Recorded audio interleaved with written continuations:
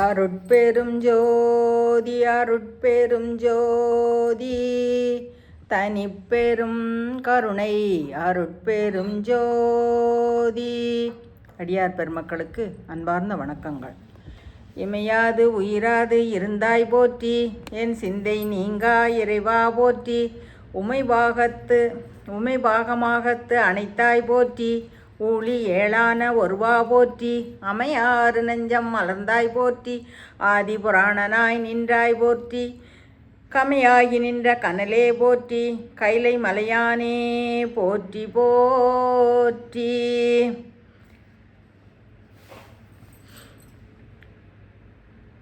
அன்னையின் புத்தகங்களையும் யூடியூப்பில் ஏற்பட்டுள்ள விளக்கங்களையும் கேட்டாலே உங்களுடைய சந்தேகங்கள் எல்லாம் தீர்ந்துவிடும்.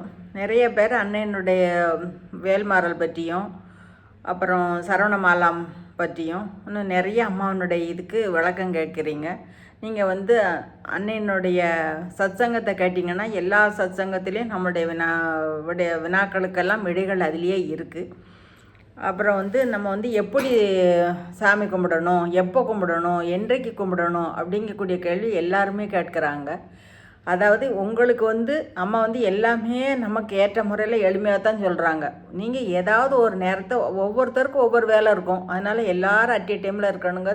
இந்த மாதிரி கூட்டு பிரார்த்தனை தான் நம்ம அட் ஏ டைமில் எல்லோரும் சந்திக்க முடியும். மற்றபடி நம்ம சௌரியத்துக்கு ஏற்ற மாதிரி நம்ம நேரத்தை செலக்ட் பண்ணிக்கிடணும்.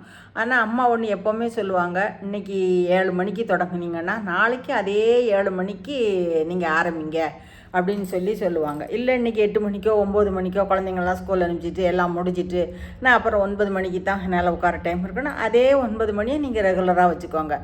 சில சமயம் ஏதாவது ஒரு இது வரும், அதை பற்றி பிரச்சனை கிடையாது. ஆனால் ஒரு குறிப்பிட்ட நேரத்தை வச்சுக்கிட்டு இருந்தீங்கன்னா அந்த நேரத்திற்காக உங்களுக்கு இறைவனே காத்து கொண்டிருப்பார் என்று எனக்காக வேண்டி அம்மா அடிக்கடி சொல்லுவாங்க. நீங்கள் ஒரு நாள் 7 மணிக்கு உட்காந்து, ஒரு நாள் 8 மணிக்கு உட்காந்து, ஒரு நாள் 9 மணிக்கு உட்காந்து அது மாதிரி உட்காரக்கூடாது.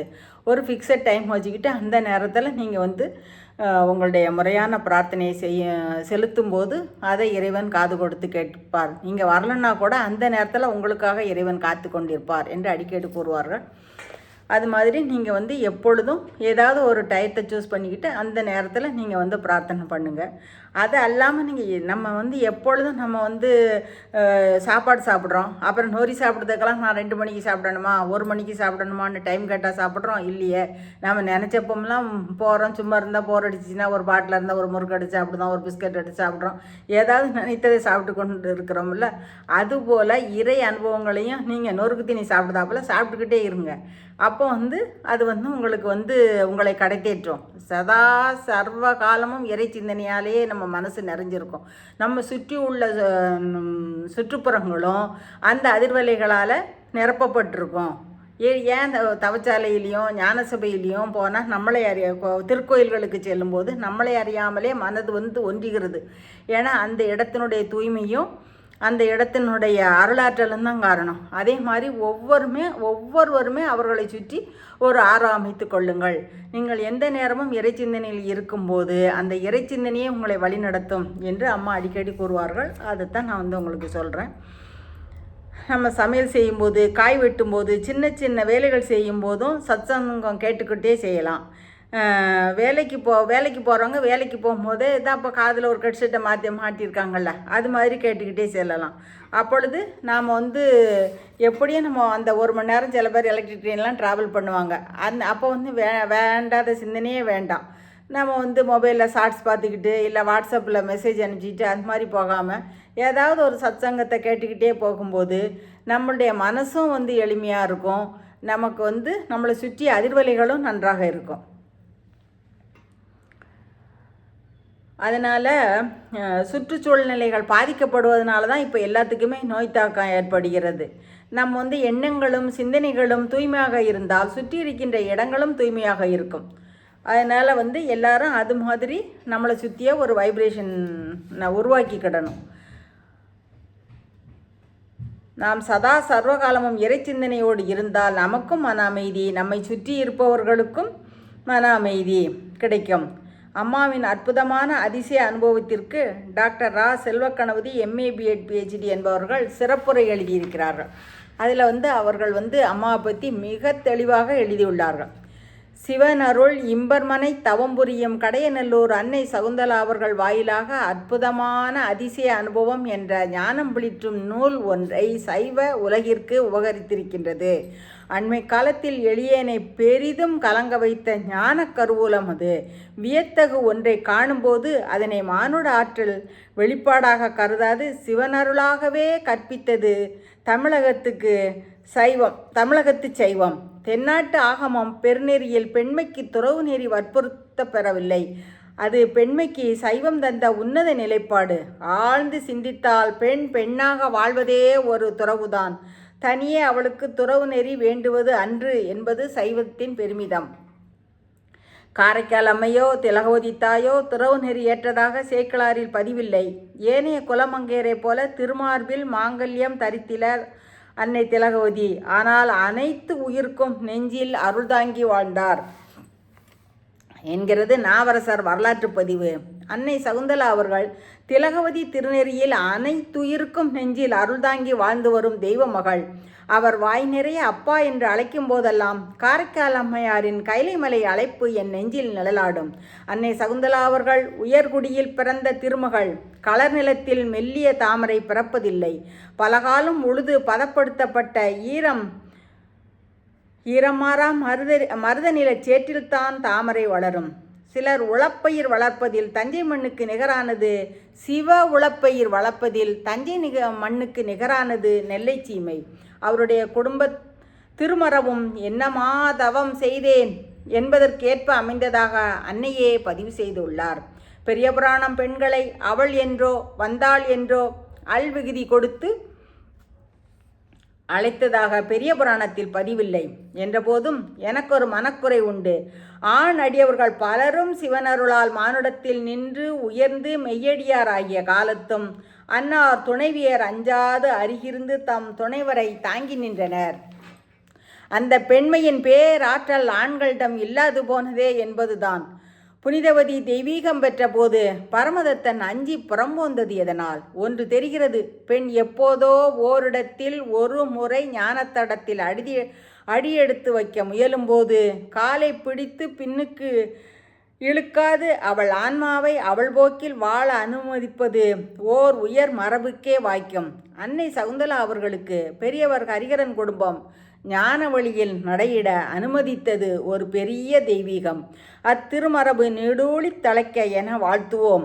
அம்மையார் குடும்பம் போல் தமிழகத்தில் 100 குடும்பங்கள் பெண்ணுக்குள் இறைவன் வைத்த ஞானத்தை ஒளியூட்டும் முயற்சியில் துணை நிற்க வேண்டும். அன்னை சகுந்தலா அவர்களின் ஞான ஞாட்டத்திற்கும் சிவயோக தவ பயணத்திற்கும் பெரிதும் துணை நின்ற மூவரை குறித்து ஆக வேண்டும். ஒருவர் அழுது அடியடைந்த அன்பர் மாணிக்கவாசக பெருமான். மற்றவர் எம் குல முதல்வருள் ஒருவராகிய தாய்மானவாடிகள். மூன்றாம் அவர் மேற்குறித்த